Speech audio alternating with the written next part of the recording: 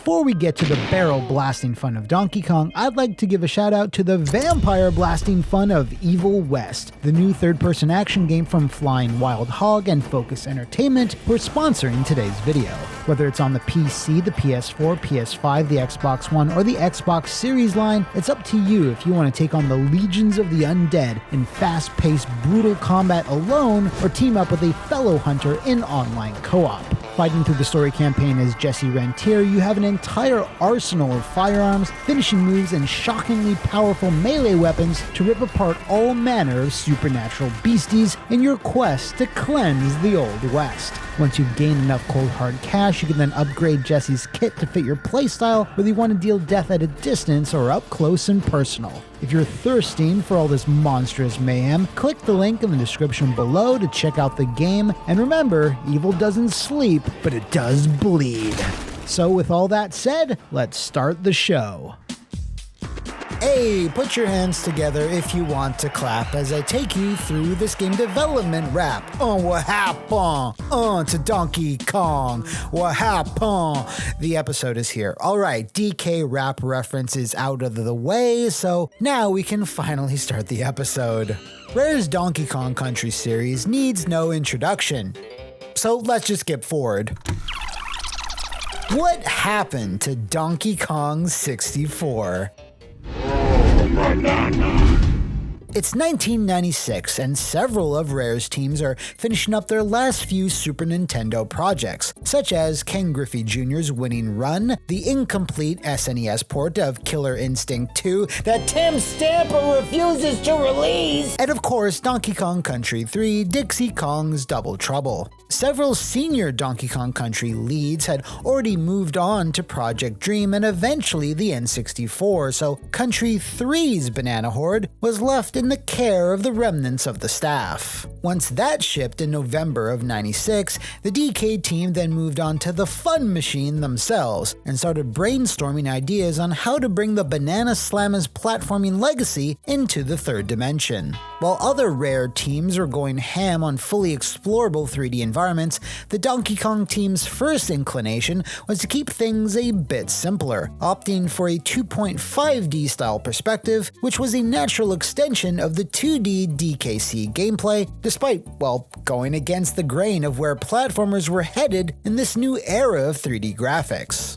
Even though the 2.5D approach seemed like the easier plan of action, problems with this approach cropped up rather early, some of which were outlined by one of the chief designers, Mark Stevenson, in an interview with Nintendo Life, where he explained that after 18 months, the team decided to just scrap everything and start over from scratch for a variety of reasons. Now, I'm personally just fascinated by this early, still publicly unseen version of DK64, so I got into contact with Mark Stevenson, thanks so much to Daily Kong for the hookup, to see if he could share any additional insight, which he absolutely did. The original version of the game was more what you'd call a 2.5D platformer. Levels scrolled sideways rather than into the screen like Crash Bandicoot, but you weren't constrained to a fixed path like the Country games. There was some depth to the pathways, and you could move in and out of the screen a bit as well as moving left and right. I guess the original aim was to recreate the Country games, but with 3D graphics, but it was challenging in a few ways. Creating levels was incredibly time-consuming, and every bit of them had to be built and textured, whereas in the 2D games you could basically create a tile set for each level from the source-rendered graphics, and then you could pretty quickly build and adjust levels in an editor using the tiles. In 3D, the tools were pretty primitive at the time, the workflow was slow, and the user experience was not great. So adhering to the Country formula of levels you could play through once and then move on was looking to be a very inefficient way to proceed. So the project was rebooted, a designer was brought over from the Banjo team to lead it as they had experience of working on this type of approach. There was also a concern that in trying to recreate a DKC style experience, whilst we could match the gameplay, graphically with 3D where it was, we were never going to be able to make something so visually striking and groundbreaking as those games, so there was concern that it would not stand up well against the Country games if we continued down that route. As Mark mentioned, that experienced banjo staffer happened to be George Andreas, who put on the proverbial big red tie and became Donkey Kong 64's creative director. In a GamesRadar piece for DK64's 20th anniversary, Andreas stated that the push into becoming a collectathon came straight from the very top. Banjo-Kazooie had a lot of great things about it, so one of the first things Tim Stamper, Rare's co-founder, told me was make sure there's lots to collect. I'd always go back to him and say, here's some, and he'd go, no, more things.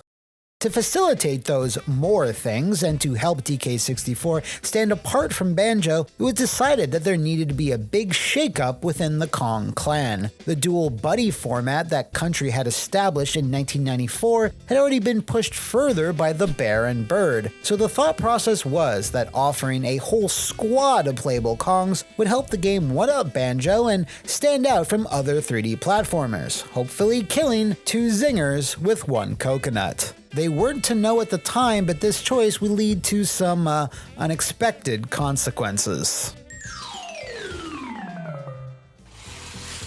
In the same GamesRadar interview, Andreas explained how the playable roster ballooning up to 5 characters seemed like an easy and practical way to get the project on track. It added another layer of richness to the discoverability of each new character and gives them both a share of the spotlight and puzzle-solving aspect that feels quite fresh. The expectation was that once you enter a new area, you'd traverse it with one character and see a different puzzle element. You'd think, oh, what would happen if Chunky Kong was here? And it allowed the player to predict what puzzles they'd have to face with different characters and, in theory, keep the game fresh.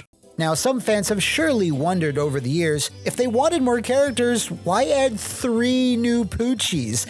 Why not just Dixie and Kiddy Kong? Thankfully, Mark had answers for me. I guess we'd kind of set a precedent with the DKC titles where we would retain one character from the previous game and introduce a new one. So we knew we wanted to have Donkey and Diddy in the game, so it just felt like we should do some new Kongs to add some freshness to the roster and new personalities. Tiny and Chunky definitely shared some functionality similarities to Dixie and Kiddy, so maybe we could have stuck with those, but I think Kiddy Kong turned out to be quite a divisive character design and split people, so it definitely made some sense to drop him.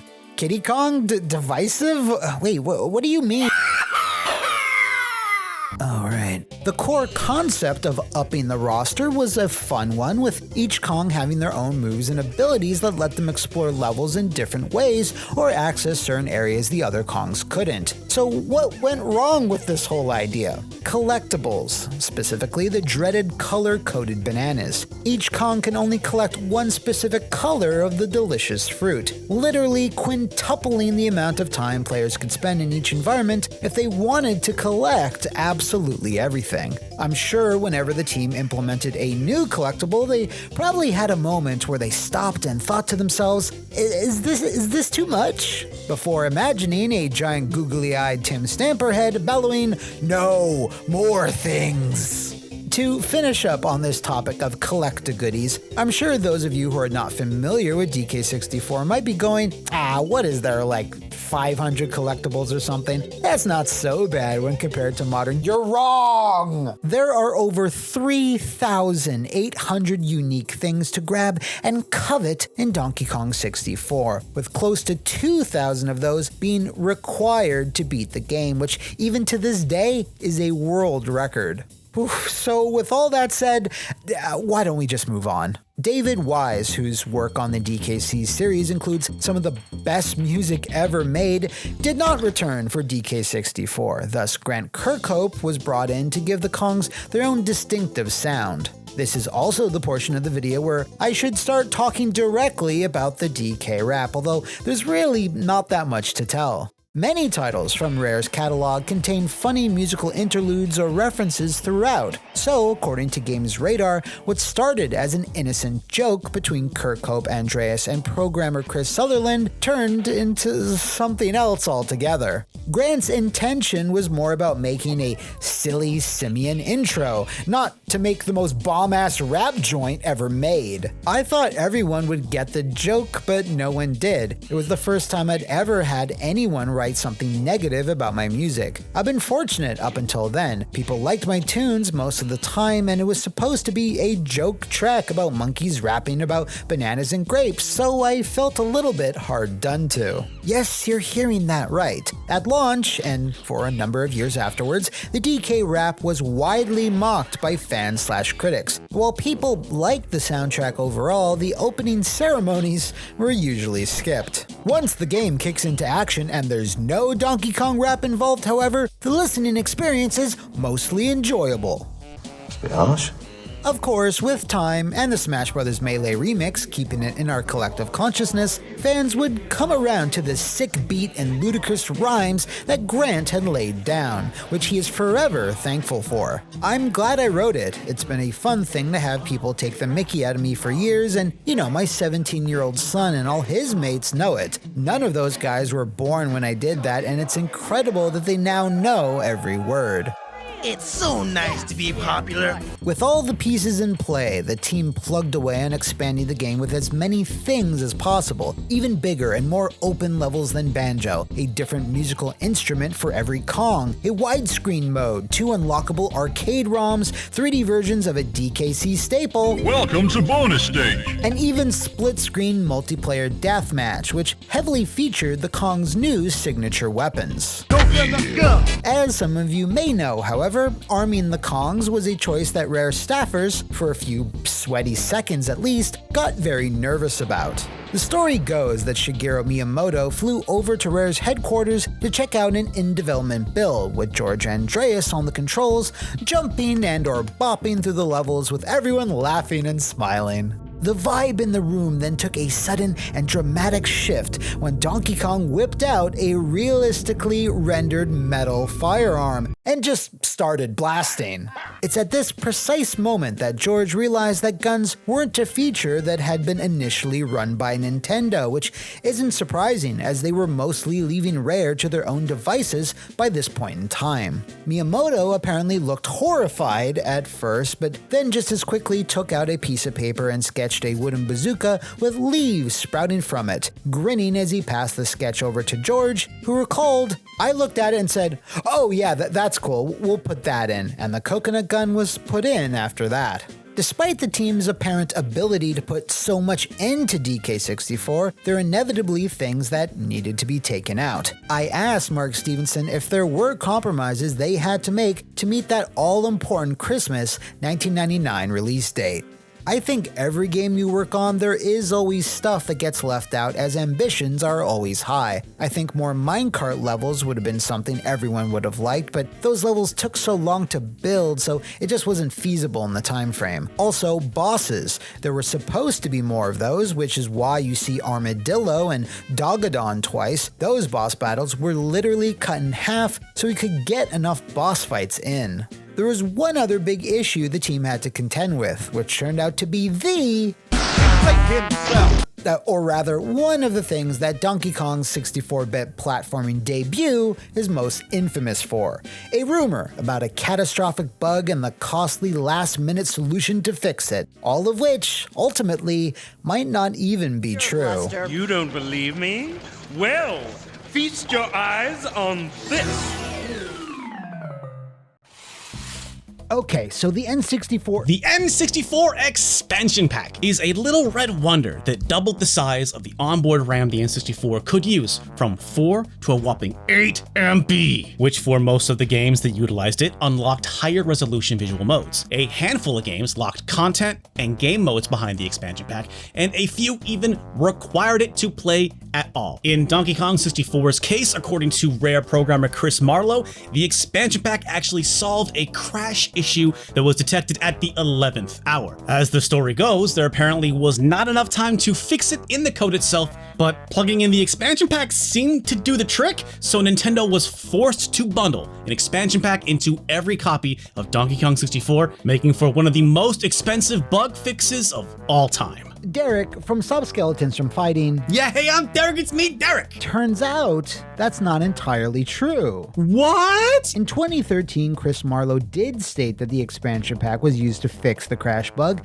but in that Nintendo Life interview, Mark Stevenson clarified that this was not 100% accurate. There was indeed a bug where the game would crash due to a memory leak from built-up garbage data, but the expansion pack was not the solution to the problem. What are you talking about, Matt? I know, actually. I know. He stated, "This one's a myth. The decision to use the expansion pack happened a long time before the game shipped. In fact, we were called in by management and told we were going to use the expansion pack and that we needed to find ways to do stuff in the game that justified its use and made it a selling point. I think the bug story somehow got amalgamated into the expansion pack use and became urban myth. There was a game-breaking bug right at the end of development that we were struggling with, but the expansion pack wasn't introduced to deal with this and wasn't the solution to the problem. My memory is that, like all consoles, the hardware is constantly revised over its lifetime to take advantage of ongoing improvements in technology and manufacture methods to essentially make the manufacturer more cost-effective and eventually profitable. I think there were something like 3 different revisions of the internal hardware by this point, and the bug was unique to only one of these versions. We did eventually find it and fix it, but very late in the day. Which to me makes the most sense. Why would Nintendo spend more money than needed bundling an extra peripheral inside a game box just to fix a single bug? Ah, okay. That totally lines up with something that's always kind of bothered me about this story.